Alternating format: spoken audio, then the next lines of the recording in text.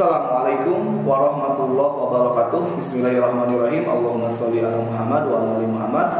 Pertemuan yang kedua kelas 11 PPKN. Kita masih membahas tentang sistem dan dinamika demokrasi Pancasila di Indonesia.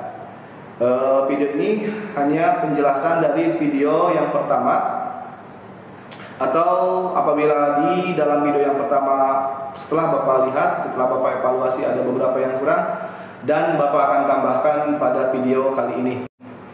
Yang pertama, dari pengertian demokrasi terlebih dahulu. Nah, secara etimologis, demokrasi berasal dari bahasa Yunani, yaitu demos dan kratos. Demos artinya rakyat, sementara kratos artinya pemerintahan atau kekuasaan. Sekali lagi, bahwa demokrasi secara etimologis berasal dari dua kata, demos dan kratos. Demos artinya rakyat dan kratos artinya pemerintahan atau kekuasaan. Oke. Kalau melihat dari pendapat para ahli, apalagi kita kalau melihat dari bapak pendiri demokrasi, yaitu Abraham Lincoln, mantan presiden Amerika yang ke-16, kalau tidak salah ya, mohon maaf kalau salah, tolong digaris bawahi atau dikomentari di kolom komentar tentunya. Nah, di sana menyatakan Abraham Lincoln, demokrasi is from the people, by the people, for the people. Artinya, demokrasi adalah dari rakyat, oleh rakyat, untuk rakyat. Sementara makna dari rakyat, oleh rakyat, untuk rakyat, Bapak sudah jelaskan di video yang pertama, di mana intinya demokrasi itu adalah mengutamakan kedaulatan rakyat. Digarisbawahi bahwa kedaulatan adalah kekuasaan tertinggi di suatu negara. Oke, selanjutnya adalah tentang demokrasi Pancasila. Ini inti dari bahasan yang kedua sebetulnya. Apa sih yang dimaksud dengan demokrasi Pancasila?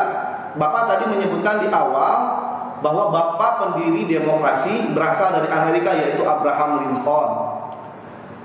Nah, demokrasi Pancasila hubungannya dengan demokrasi universal. Memang betul bahwa kita semua mengikuti jejak langkah demokrasi yang ada di Amerika sana, tapi tidak sama, ada perbedaan, ya.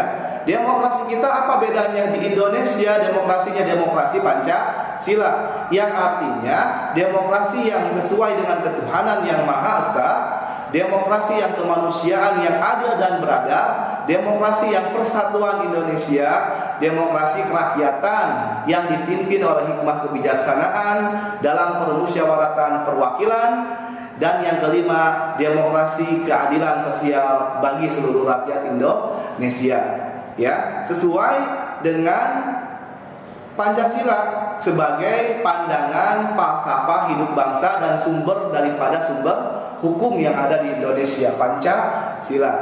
Bicara tentang demokrasi Pancasila, maka kita tahu dalam Pancasila itu terdapat nilai dasar, nilai instrumental, dan juga nilai praksis. Ya, lalu berkaitan dengan demokrasi, maka nilai dasar demokrasi yang terdapat di sila Pancasila sila keempat, kerakyatan yang dipimpin oleh hikmah kebijaksanaan dalam permusyawaratan perwakilan, itu sebagai nilai dasar.